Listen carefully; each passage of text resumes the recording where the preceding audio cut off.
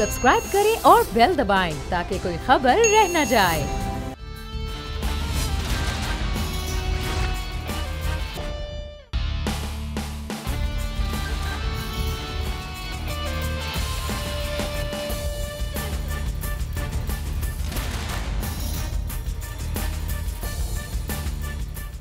अस्सलामुअलैकुम। The special report with Mudassar Iqbal के साथ हाजिर खिदमत है। नाजरीन, 2020 का जब आगाज़ हुआ तो ये कहा जा रहा था कि ये मुल्क की तरक्की के लिए, खुशहाली के लिए और वज़ीर आज़म के बकौल ये मुल्क को उठाने के लिए ये साल होगा। लेकिन इस साल के आगाज़ में ही अपोजिशन तो शायद हुकूमत के लिए कुछ मुश्किलात पैदा करती सो करती, लेकिन हुकूमत की इत्तेहादी जमातें इस वक्त शायद नाराज़ हैं या कुछ डिमांड कर रही हैं। और पाकिस्तान तहरीक इंसाफ के वो रहनुमा जो कहीं ना कहीं लोगों को मनाने का टास्क पहले भी लेते रहे हैं, अब भी ले रहे हैं, उन्होंने अपना काम शुरू कर दिया है। क्योंकि चंद वोटों पर बकौल अपोजिशन ये हुकूमत खड़ी है, इसलिए इत्तेहादियों को साथ साथ होना चाहिए। इस वक्त मुत्तहिदा कौमी मूवमेंट कराची ने जो सूरत हाल नज़र आई है, खालिद मकबूल सिद्दीकी साहब अलहदा हो गए हैं अपनी वजारत के ज़रिए। क्या मुतालिबात, क्या मामलात है, ये तो आप जान चुके हैं। हम बात करेंगे कि मुत्तहिदा कौमी मूवमेंट ये जब शामिल हुई और अब तक उसने हासिल क्या किया है। इस वक्त हमारे साथ मौजूद हैं सीनियर सियासतदान और मुत्तहिदा कौमी मूवमेंट, हम ये कहेंगे कि PID के सरबराह भी हैं, फ़ारूक सत्तार साहब। फ़ारूक सत्तार साहब, आपको सीनियर सियासतदान कहा जाए, MKM पाकिस्तान का रहनुमा कहा जाए, क्या कहा जाए, ये तो आप ही ज़रूर बताएंगे। हम तो आपको मुल्क का एक सीनियर सियासतदान समझते हैं। लेकिन सर, जो सवाल अहम है, MKM का जो वोट है, MKM के जो वज़रा हैं, जो MNAs हैं, MPAs हैं, उन्होंने इत्तेहाद किया PTI के साथ। आप समझते हैं वो हासिल कर पाए, कुछ नहीं कर पाए, तो अब वो कहाँ खड़े हैं कराची वालों का वोट लेकर? जो इस वक्त MKM पाकिस्तान के अंदरूनी हालात हैं ना जी, और जिस तरह आम कारकुनों के लिए उसूल, कवायद, ज़वाबित, नज़्मो ज़ब्त के तकाज़े अलग हैं और चंद अफराद जो ऊपर हैं उनके लिए अलग हैं। तो ऐसे में ये न कर पाए कुछ, चाहे हुकूमत में ये गए, अब निकल आए हैं, ना ये आइंदा कर पाएंगे जो इस वक्त इनकी तंजीम की हालात है। देखें, सबसे पहले तो आपको अपना आप पानी में कहाँ खड़े हैं आपको पता होना चाहिए। फिर मैंने इन्हें मशवरा दिया था कि आप मैंगल की तरह, BNP वालों की तरह हुकूमत को सपोर्ट करें, एतमाद का वोट दें इमरान खान साहब को, जमहूरी तसलसल में आप खड़े रहें, लेकिन आप वजारत ना लें। अपनी निफासत को गिरवी रख के वजारत ली, ये सबसे बड़ी गलती की जी। और फिर 1.25 साल जिस मिनिस्ट्री में रहे, अच्छे आप आजम पर इल्जाम डालने के 162 अरब का ऐलान किया, एक पैसा नहीं दिया, ठीक है, लेकिन 162 अरब के मंसूबों की कराची को जरूरत ही नहीं है। असल मंसूबे जिनमें सरमायाकारी होनी है वो K4 है जी, पानी का मंसूबा, जिसके तीनों फेजेस पर अब एक साथ अमल दरामद करना है। अब 10 साल का मंसूबा 3 मरहलों में अगर पानी 650 MGD कराची को मिलेगा तो 10 साल के बाद फिर 650 की कमी होगी, तो फायदा क्या? आपको तो 3-4 साल में हंगामी बुनियादों पर ये पानी चाहिए, वरना कराची में पानी के फसादात तलवार की तरह सर पे लटक रहे हैं और ये फसादात लसानी फसादात में तब्दील होंगे। मैंने बार बार समझाया। फिर सर्कुलर रेलवे, ये वाहिद दुनिया का 7वां बड़ा शहर है। वर्ल्ड बैंक हमें बता रही कि हमारा शहर रहने के काबिल नहीं। शर्म की बात है हमारे लिए। और में कचरे का इशू टॉक शोज की जीनत बनता है, जिसमें तीनों पार्टियां, PTI, MKM, पीपल्स पार्टी, एक मरकज में, एक सूबे में और एक बल्दिया में। और जो बल्दिया में PTI क्यों यहाँ से इतना सीट सबसे ज्यादा PTI को ली? तो PTI ना तो फिर शहरी हुकूमत के जरिए फंड्स लगा रही है, ना खुद कोई ऐसे मंसूबे विफाक के जरिए डायरेक्टली को शुरू कर पा रही है। इसकी आपको क्या वजह लग रही है? PTI ने तो अपनी नाअहली, ना तजुर्बेकारी और नालायकी को इतना ज्यादा साबित कर दिया है। सियासत उन्हें करनी चाहिए। उन्होंने अपने मेयर के इंतजार में एक कंपनी बनाई जो कि कानूनन सरीहन गलत है, गैर कानूनी है। उसको पैसे देके 162 अरब रुपए के पैकेज बनाएंगे, ऐसा होता नहीं। मेयर पे भरोसा नहीं है तो एमक्यूएम को साफ साफ बताएं कि भाई हमें आप पर और आपके मेयर पर भरोसा नहीं है कि ये पैसे मंसूबों पर लगेंगे नहीं लगेंगे, हमें नहीं पता। खुल के बात करें ना, मतलब आप सिर्फ बहला फुसला कर आप तसल्ली से 1.25 साल तक मैंने तो ये जब कचरे पे टॉक शोज हुए थे, जब वर्ल्ड काबिल ने, हमने कहा उसी वक्त का इस्तीफा देके हुकूमत से बाहर आ जाना चाहिए, अव्वल तो हुकूमत में जाना नहीं चाहिए। अच्छा, आप 162 अरब नहीं मिले, पानी पर काम शुरू, K4 का काम शुरू नहीं हुआ, सर्कुलर रेलवे का नहीं हुआ, निकासी आपके मंसूबों पर काम शुरू नहीं हुआ, और सैनिटेशन सॉलिड वेस्ट मैनेजमेंट में कोई इंप्रूवमेंट नहीं है। आपके मेयर को भी उसूलन अब इस्तीफा देना चाहिए। क्या वो बल्दियाती इंतखाबात से 3 माह पहले इस्तीफा देंगे? लिख लें, ये बल्दियाती इंतखाबात से अपनी रुखसती से 3 माह पहले इस्तीफा देंगे, ड्रामा करेंगे और कहेंगे हमारे पास इख्तियारात और वसाइल नहीं है, ये शहर यतीम है, लावारिस। तो फिर इस शहर का पुरसान हाल कौन है कि एमक्यूएम को भी वोट मिला, पीटीआई को भी वोट मिला, पाकिस्तान पीपल्स पार्टी को भी वोट मिला। पीपल्स पार्टी तो फिर भी अपने 4 मंसूबे गिनवा रही होती है कि हमने ये सड़कें बना ली और ये अंडरपासेस या पुल बना दिए। तो फिर एमक्यूएम कहां पर खड़ी होगी कि अगर वो बल्दियाती इलेक्शन में से पहले इस्तीफा दे देती है तो क्या फिर भी वोटर एमक्यूएम के साथ होना चाहिए? मैं इसीलिए तो कह रहा हूँ, लोग कंफ्यूज हैं, लोग मायूस हैं, लोग परेशान हैं कि किसको वोट दें। एमक्यूएम को दें जिसकी ये हालत है, जिसके एक वजीर का पता ही नहीं कि वो एमक्यूएम के हैं या नहीं है, सेनेटर फरूक नसीम जी। सारे कारकुनों के उसूलों का इतलाक, नज़्म ज़ब्त का इतलाक होता है, लेकिन एक बड़े जितने बड़े हैं उन पर नहीं होता, वो अपनी किसी को जवाब दे है ही नहीं। सही। आपने मेयर की भी बहुत सारी ऐसी पॉलिसी और उनके कारनामे देखे, वो जवाब 20 अरब रुपए जो मिले कम मिले, ये वसाइल बहुत कम। 20 अरब में से एक मंसूबा पानी का, निकासी आपका, सॉलिड वेस्ट मैनेजमेंट का, सेकेंडरी गार्बेज स्टेशन का, कोई गाड़ियां खरीदी गई हो कचरा उठाने की, या कचरा उठाने का कोई ठेका प्राइवेटली 1 अरब रुपए का पूरे। जी हाँ, ऐसा कुछ नजर भी नहीं आया ना। 1.5 साल हुकूमत में रहकर भी विफाक के साथ और विफाक के वादे भी होकर कुछ हासिल हो नहीं पाया। महफूज यार खान साहब भी हमारे साथ मौजूद हैं, मुत्तहिदा कौमी मूवमेंट पाकिस्तान के रहनुमा हैं। महफूज साहब, ये आपकी जमात जो है वो अब अलहदगी की बात कर रही है।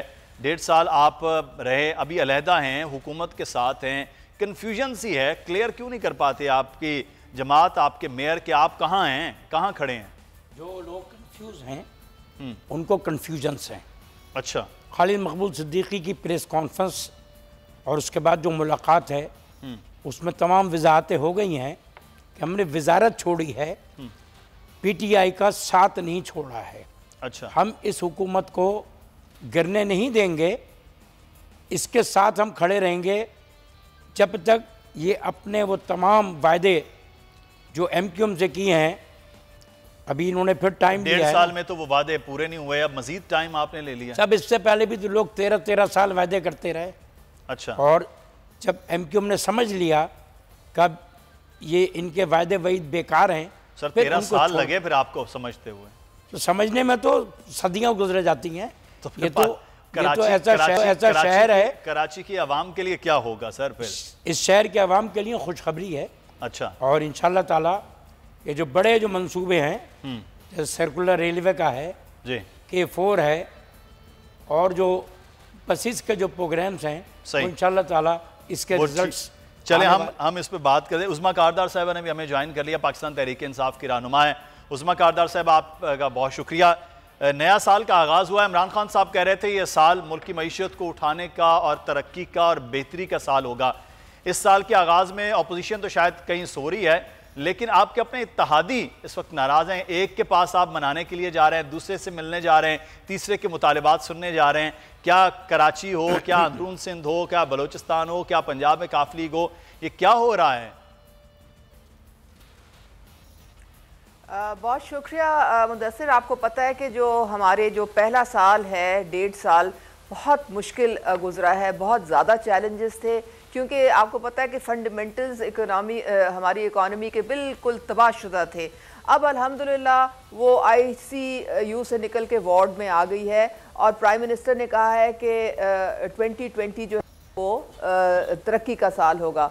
हम गुजारिश करते हैं, हमारे आपको पता है KP में भी हमारी अलायंस के साथ ही हुकूमत थी 5 साल, बड़े एहसन तरीके से, बावजूद इसके कि हमारी काफ़ी उनके साथ डिफरेंसेस भी थे, और प्रॉब्लम्स भी आए, लेकिन हमने आखिर तक निभाई।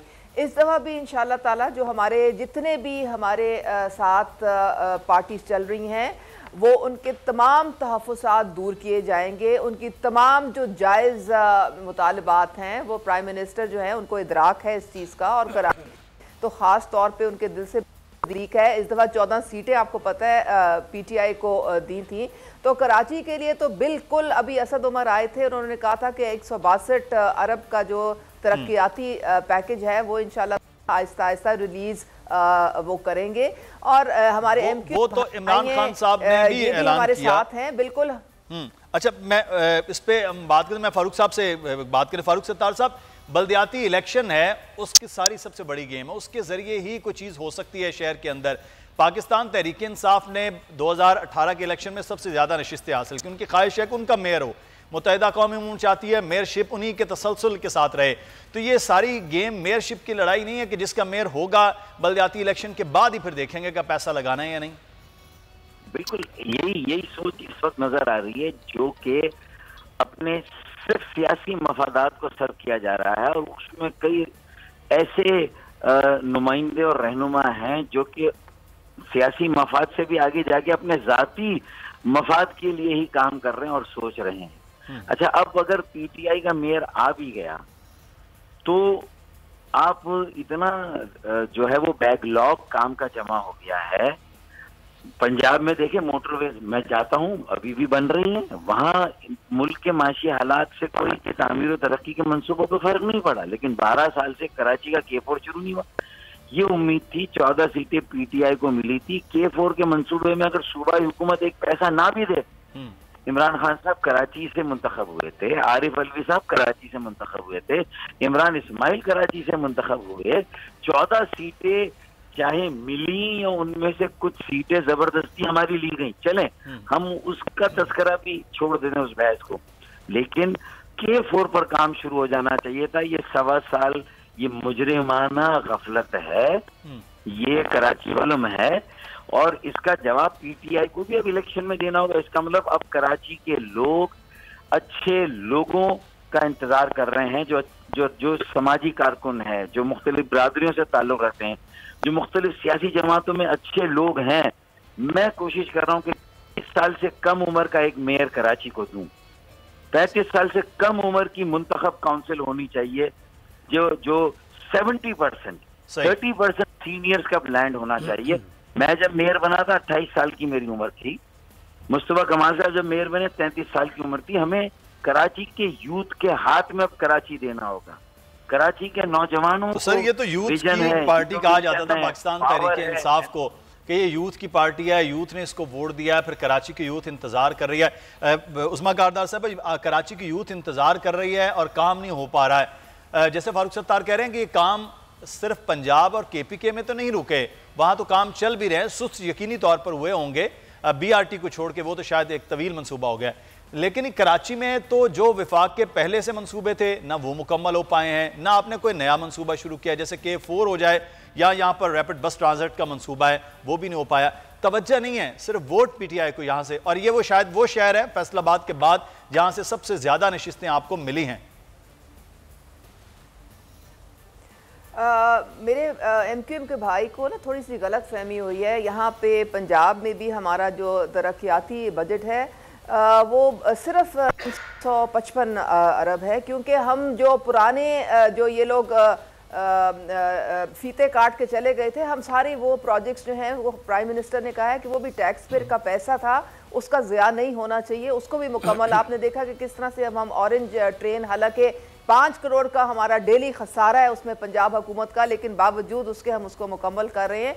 इसी तरह वफाकी हुकूमत जो है उन्होंने अपना 50% तरक्याती जो काम है उनको कट किया है। वो मैं आपको बताती चलूँ, मेरे भाई को बहुत उम्मीदें हैं फेडरल गवर्नमेंट से और होनी भी चाहिए, लेकिन प्रॉब्लम यह है कि NFC अवार्ड्स के बाद जो वफाकी हुकूमत है उसके हाथ में तो कुछ बचता ही नहीं है। सारा पैसा जो है सूबों के पास आ जाता है।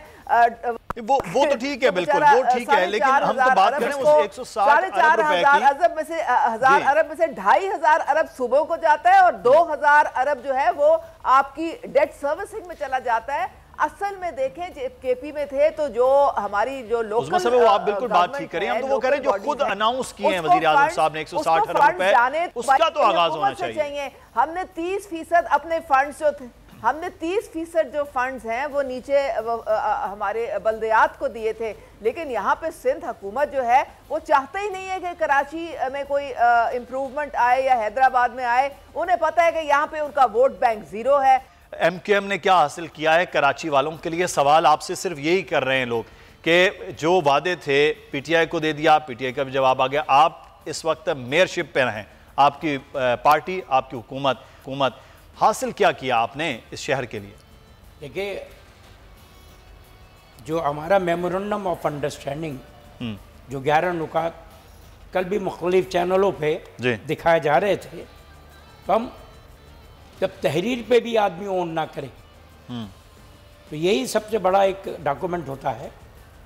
अगर PTI की हुकूमत अपने किए गए मेमोरेंडम ऑफ अंडरस्टैंडिंग पर स्टैंड करती है और जिस तरीके से बातचीत चल रही है उसमें अगर कराची को, हैदराबाद को, नवाबशाह को, सक्कर को और दीगर वो आबादियाँ जहाँ पर उर्दू स्पीकिंग ज़्यादा हैं उनको उनके तरक्याती फंड्स मिलते हैं, जिस यूनिवर्सिटी की बुनियाद रखी गई है वो यूनिवर्सिटी अगर शुरू हो जाती है तो हम ये समझेंगे कि PTI वाले हमें लॉलीपॉप नहीं दे रहे हैं। अच्छा, इसके लिए अमली शक्ल में इनको आना पड़ेगा और ये जो राब्ते हैं, ये मुलाकातें जो हैं, इसका कोई रिज़ल्ट निकलना चाहिए, वरना हमारे लिए ये बड़ा मुश्किल होगा।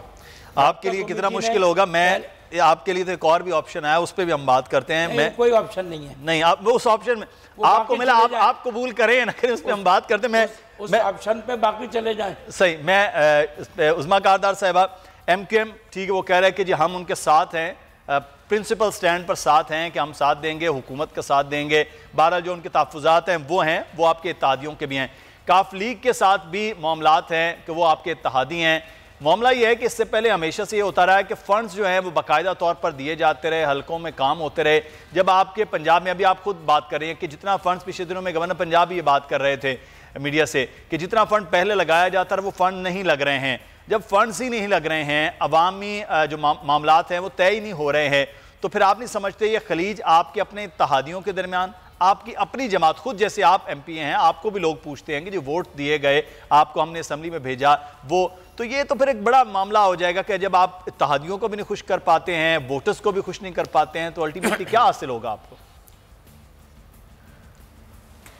मुदस्सिर, यही तो हमारा अलमिया है कि पूरा जो खजाना है उसको खंगाल के ये लोग गए हैं।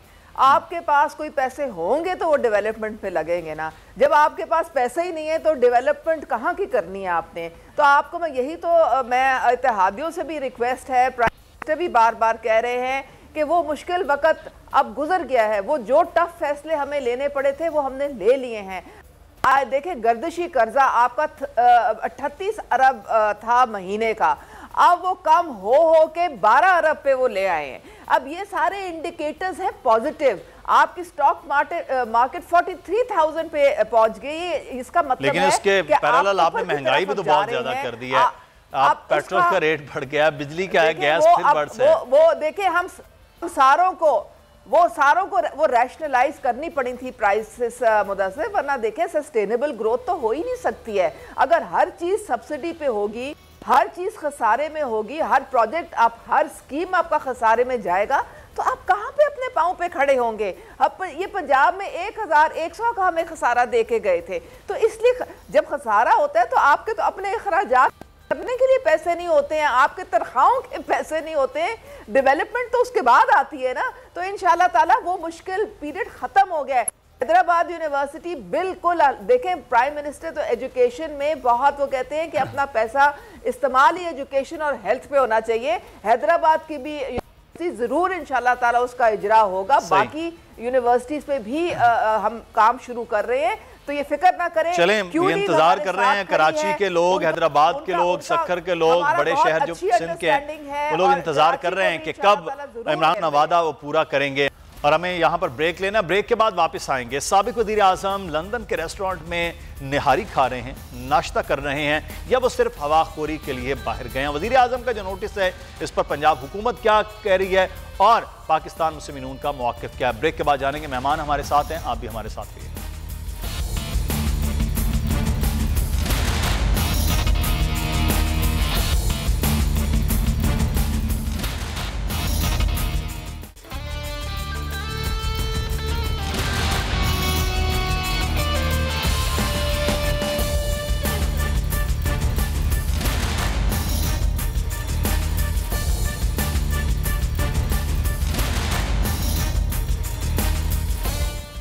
ब्रेक के बाद आपको खुश आमदीद कहते हैं। नाज़रीन, 2 दिन से आपने सोशल मीडिया पर एक तस्वीर देखी है, वो है साबिक वज़ीर आज़म मियाँ नवाज शरीफ साहब की। साबिक वज़ीर आज़म मियाँ नवाज शरीफ के ठीक आपको 1.5 महीना पहले याद होगा कि पाकिस्तान का पूरा मीडिया बशमूल हम इसी प्रोग्राम के ज़रिए special report with Mudassar Iqbal में उनकी सेहत के हवाले से दुआएं भी कर रहे थे और ये कह रहे थे कि एक बीमार शख्स है उसको इलाज करवाने देना चाहिए हुकूमत को।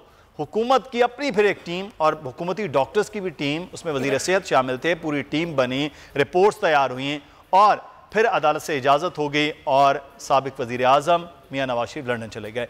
उसके बाद उनकी सेहत के हवाले से उस तरह खबरें नहीं आईं जिस तरह से यहाँ पर खबरें आ रही थी। तो सवाल पैदा हो रहा था कि वो सेहतमंद हैं, क्या मामला है कि अचानक एक तस्वीर पहले वायरल हुई कि जब साबिक अफगान सदर हामिद करज़ई के साथ उनकी मुलाकात थी, खासे हशाश बशाश लग रहे थे मियाँ नवाज शरीफ। और उसके कुछ ही घंटों के बाद एक और तस्वीर आई कि जो लंदन के एक रेस्टोरेंट की है, जिसमें यह भी कहा जाता है कि वहाँ पाकिस्तानी खाने भी दस्तयाब होते हैं। उस रेस्टोरेंट में बैठे हुए शरीफ ख़ानदान के दीगर अहबाब के साथ मियाँ नवाज शरीफ मौजूद थे। लोग हैरान थे कि ये कैसा बीमार शख्स है जिसके प्लेटलेट्स का मसला है, जिसको दिल की बीमारी है, जिसके गुर्दे इफेक्ट हो गए हैं, जिसकी शुगर कंट्रोल नहीं हो पा रही है, वो होटल में बैठा इस तरह से खाना खा रहा है। तो फिर मियाँ नवाज शरीफ की इस तस्वीर के बाद इमरान खान साहब ने नोटिस ले लिया। अब पंजाब हुकूमत कर क्या रही है, इस पर हम बात करेंगे।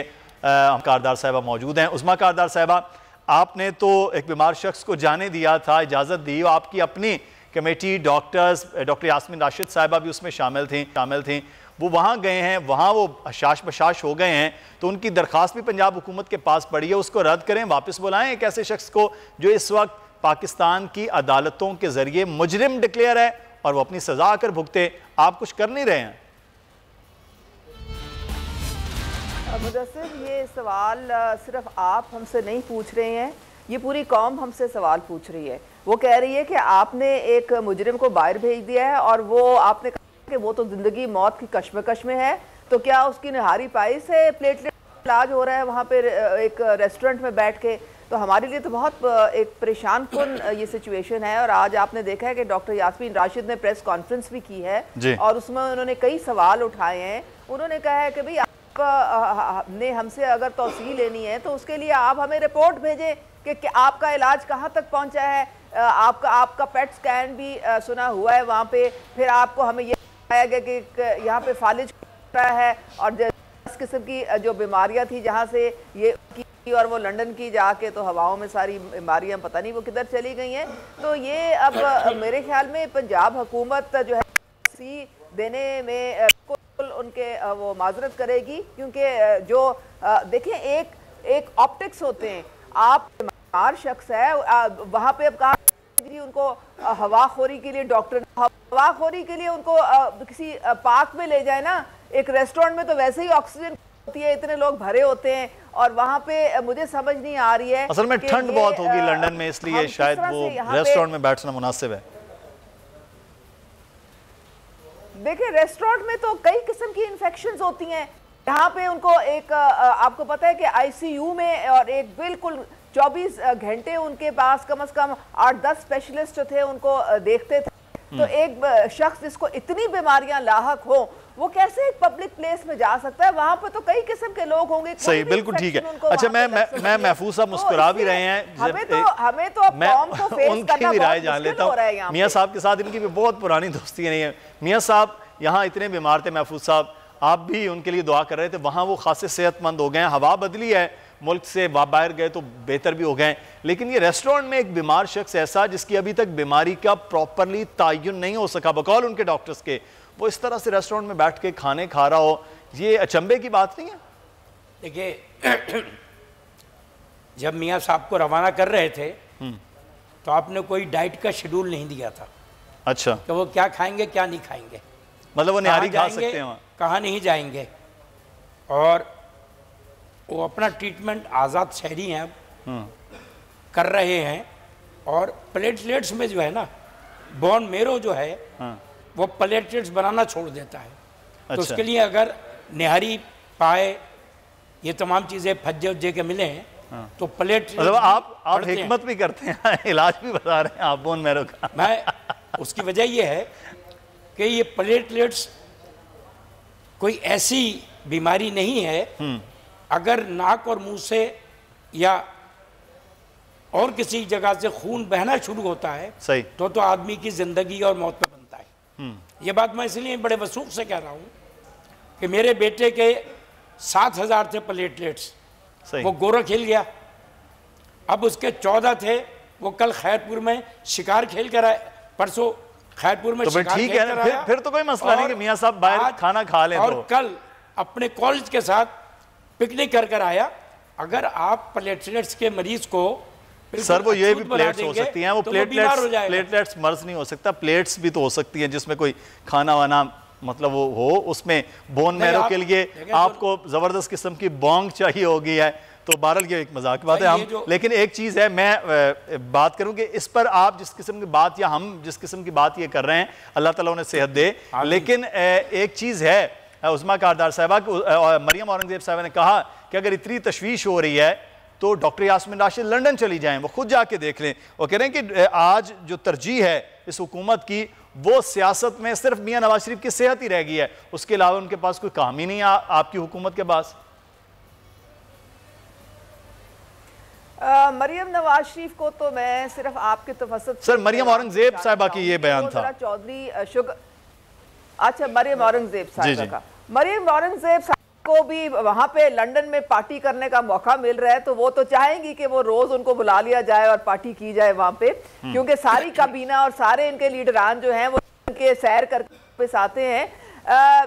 देखें ये कोर्ट का मामला था, कोर्ट ने हमें कहा था कि जी इस तरह से इन इतनी बीमारियां हैं और उनका इलाज मुमकिन नहीं है, तो आप फिर उनको एक कोर्ट के थ्रू हमारे रिलीफ थोड़ा सा इनको दे दें।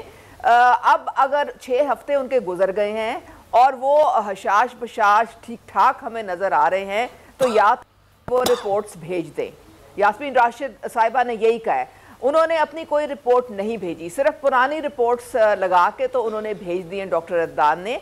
हमें रीसेंट रिपोर्ट्स चाहिए, और अगर वो रिपोर्ट ये कहती है कि अब कोई उनको इतना सीरियस इशू नहीं है, तो फिर हम अदालत से रजू करेंगे और हम तोसी नहीं देंगे, पंजाब हुकूमत तोसी नहीं देगी। तोसी सिर्फ इस हालत में थी अगर उनकी जो बीमारी है वो ठीक। अब तो लग रहा है कि वो बिल्कुल रिकवरी की तरफ जा रहे हैं। अगर वो रेस्टोरेंट्स में जा रहे हैं, लाइज भी कर रहे हैं, आ रहे हैं, मिल रहे हैं, बैठ के, मतलब बड़ा खूब हल्ला गुल्ला लगा हुआ है वहां पे, तो इसका मतलब है वो नॉर्मल हो गए। फिर उनको वो मुजरिम है, अब वो वापस आ जाए और अब उनकी जो सजा है उसको जिस तरीके से जो कायदा कानून है पाकिस्तान का उसके मुताबिक उसको फेस करें। सही। अच्छा महफूज यार खान साहब, मियां नवाज शरीफ के मामलात हैं, बहरहाल इस वक्त पाकिस्तान मुस्लिम नून बैकफुट पे रही सारे अमल के, जो मियां नवाज शरीफ बीमार हैं, वो मुल्क में नहीं है, उनकी क़यादत इधर है उधर है तमाम तरफ। आपको लगता है मियां नवाज शरीफ साहब अब गए हैं तो अब उनकी वापसी के जो चांसेस हैं वो कदरे कम हैं? अब लंदन की फ़ज़ा पाकिस्तान की फ़ज़ा से भी मुख्तलिफ है, ये तो फिर एक जेल की फ़ज़ा होगी और एक रेस्टोरेंट की फ़ज़ा।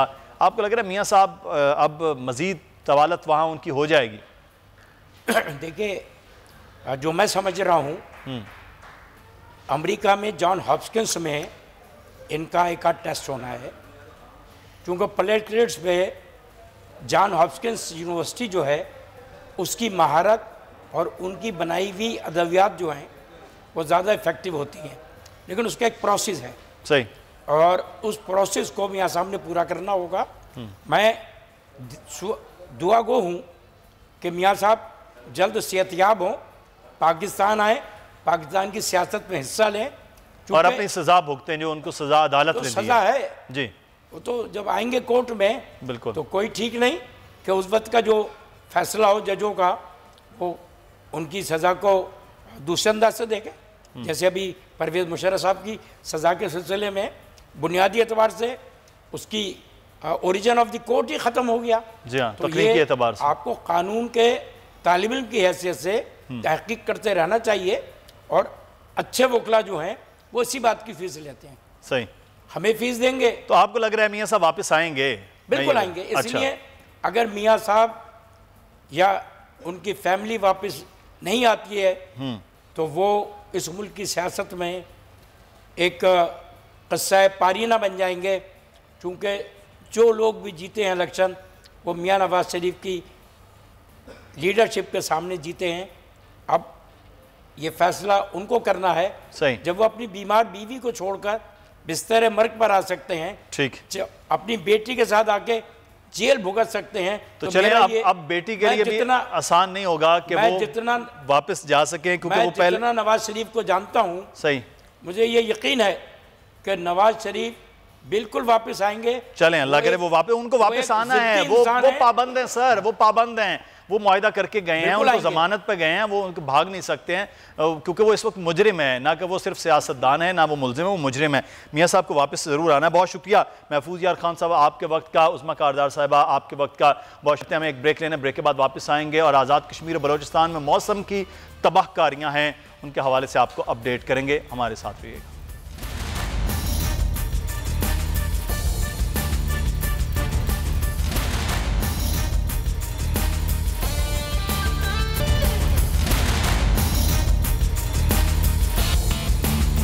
ब्रेक के बाद आपको खुश आमदीद कहते हैं special report with Mudassar Iqbal में। और बड़ा अफसोसनाक वाक़या वादी नीलम में पेश आया, जहां पर बर्फानी तोदा गिरने के बाद अब तक जहां बाक अफराद की तादाद 61 तक पहुंच चुकी है। बिशारत मुगल कश्मीर से हमारे नुमाइंदे हमारे साथ मौजूद हैं। बिशारत, आगाह कीजिएगा इस वक्त सूरत हाल क्या है और साथ ही साथ रेस्क्यू का काम कहां तक पहुंचा है? जी बिल्कुल, आज़ाद कश्मीर में बर्फबारी और बारिशों ने तबाही मचा दी है। इस वक्त तक आज़ाद कश्मीर भर में 61 अफराद जहाँ बहक हो चुके हैं और सबसे ज़्यादा जो नुकसान हुआ है वो वादी नीलम में हुआ है, जहाँ बर्फानी तोदा गिरने से इस वक्त तक डिप्टी कमिश्नर नीलम राजा शाहिद महबूब के मुताबिक 59 लोगों को निकाल लिया गया है। मज़ीद जो बर्फ़ के नीचे दबे हुए लोग हैं उनके लिए ऑपरेशन जारी है। इस ऑपरेशन के अंदर पाक फ़ौज, ज़िली इंतज़ामिया और मुकामी अफराद बड़ी तादाद में हिस्सा ले रहे हैं। टोटल जो आज़ाद कश्मीर में 61 लोग जहाँ भाग हुए हैं वादी नीलम के अंदर, इस वक्त तक जो ज़ख्मी लोग हैं वो 53 हैं, जबकि 52 मकानात भी ज़मीन बोस हो चुके हैं और एक मस्जिद भी शहीद हुई है। दीगर आज़ाद कश्मीर के बलाई इलाकों में लीपा वैली जो 80,000 से ज़्यादा नफूस पर मुश्तमिल आबादी है, उसका राब्ता इस वक्त दारुल हुकूमत मुज़फ़्फ़राबाद से मुनक़ता है और यही सूरत हाल आज़ाद कश्मीर के बुलंद तरीन मुकामात की है। शदीद सर्दी पड़ रही है, लोग अपने घरों में मैसूर होकर रह चुके हैं। बलाई इलाकों के अंदर सड़कें बंद होने की वजह से निज़ाम ज़िंदगी बुरी तरह मुतासर है। नीलम वैली के अंदर इस वक्त खौफ और राज की कैफियत है। तमाम राब्ता सड़कें। बहुत शुक्रिया। बिशारत मुगल से आगाह कर रहे हैं कि इस वक्त रेस्क्यू का काम जारी है, मुतअद्दिद अफराद को निकाल लिया गया, लेकिन अभी भी बर्फानी तोदे के नीचे अफराद दबे हुए हैं। दूसरी जानिब बलोचिस्तान के मुख्तलिफ इलाकों में भी शदीद बर्फबारी से इस वक्त निज़ाम ज़िंदगी जहाँ मुतासर हो रहा है, वहीं पर रेस्क्यू का काम भी वहाँ पर किया जा रहा है। इस वक्त हमारे साथ हमारी नुमाइंदा आबदा बलोच कोयटा से हमारे साथ मौजूद हैं। आबदा, आगाह कीजिएगा क्या सूरत हाल है इस वक्त कोयटा और बलोचिस्तान के मुख्तलिफ इलाकों में?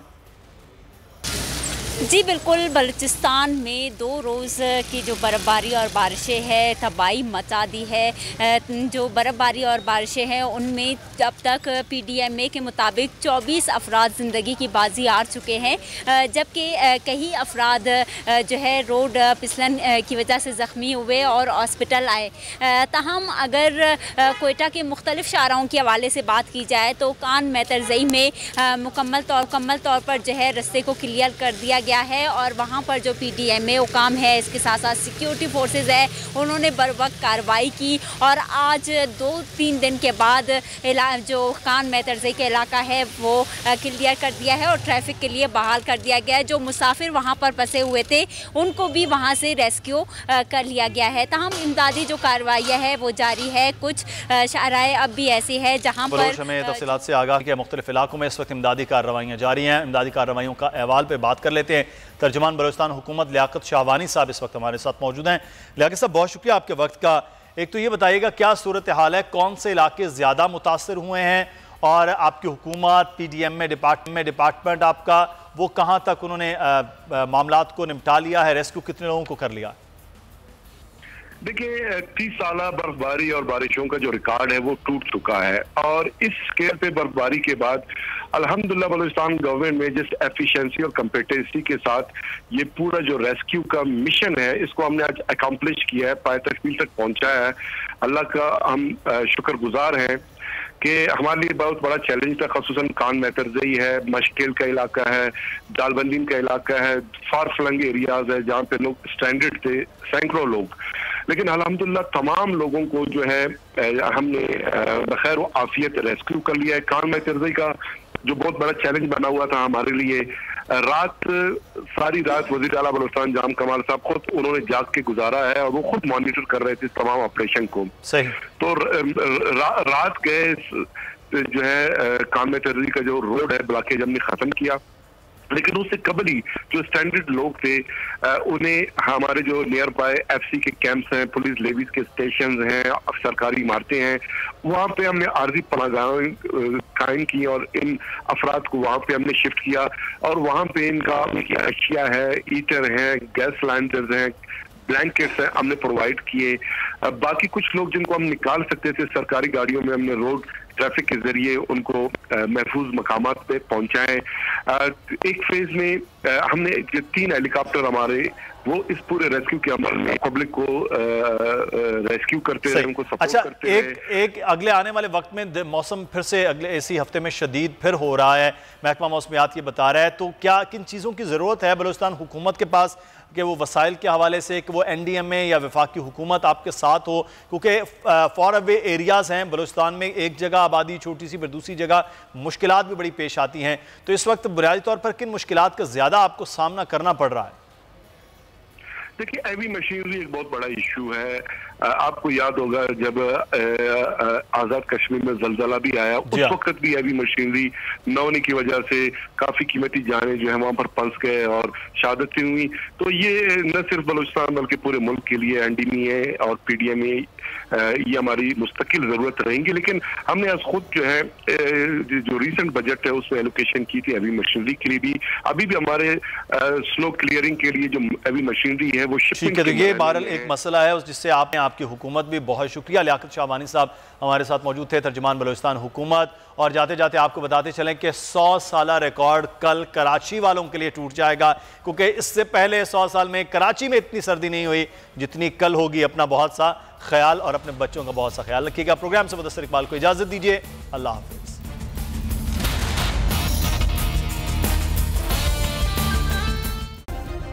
सब्सक्राइब करें और बेल दबाएं ताकि कोई खबर रह न जाए।